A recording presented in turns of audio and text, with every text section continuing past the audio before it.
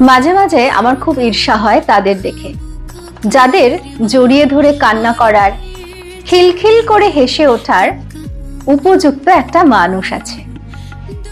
জড়িয়ে ধরা ব্যাপারটা সাধারণ কোনো ব্যাপার নয়, কিন্তু অপার্থিব স্বর্গীয় শক্তিধর কোনো মহা ঔষধ, যে মহা ঔষধ নিমেষেই মুছতে পারে ক্লান্তি, মুছে দিতে পারে হতাশা, হালকা করে দিতে পারে দুঃখ, আরাম এনে দিতে পারে মনের খচখচ করা ক্ষততে, নিভিয়ে দিতে পারে মনের সব ব্যাকুলতা।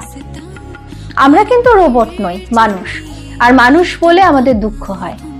আমাদের অ্যাবনর্মাল মন হুটহাট করে আমাদের বিষণ্ণ করে তোলে। মনে হয় চারিদিকে সব শূন্য, আমার কিচ্ছু নেই।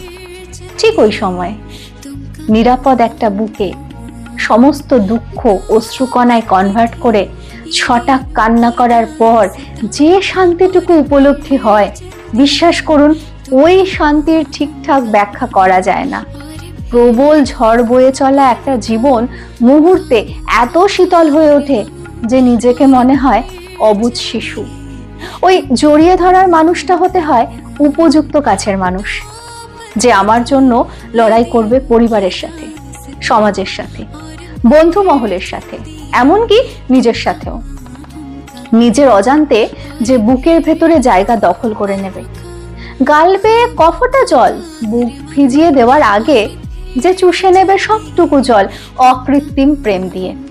বৃষ্টি এলে যে হবে ভেজার সঙ্গী, কড়কড়ে রোদে ছাতা ধরার মানুষ, আঘাত করার আগে যার ভিজে যাবে চোখ, যার কথা উঠতেই তুমুল আনন্দ উৎসব করবে হৃদয়, ভীষণ ব্যস্ত থাকার পরও একবেলা কথা না হলে ছটফট করবে, তাকে নির্দ্বিধায় নির্বিঘ্নে হুটহাট জড়িয়ে ধরতে হয়, জড়িয়ে ধরা যায়।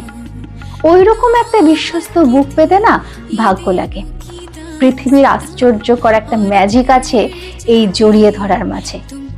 জড়িয়ে ধরার একটা মানুষ সবার হোক, কদর করুক সবাই ওই মানুষটাকে, আলু থালু করে ভালোবাসুন, আঁকড়ে ধরে রাখুন। প্রিয় জিনিস সব সময় আগলে রাখতে হয়। যদি আপনার ওই রকম একটা মানুষ থাকে, তাকে এমন ভাবে আগলে রাখুন যেন হারানোর কথা আসলেই অদৃশ্য কোনো মায়ায় বাধা পড়ে সে। অভাব তো অনেক থাকে, সবচেয়ে বড় যেই অভাব তা হলো আপনার ভেতরে কিছু কথা জমেছে, কিন্তু সেগুলো শোনার মতো উপযুক্ত মানুষ না থাকা, কিংবা খুব কান্না পেলে জড়িয়ে ধরে কান্না করার মতো নিরাপদ একটা বুক না থাকা।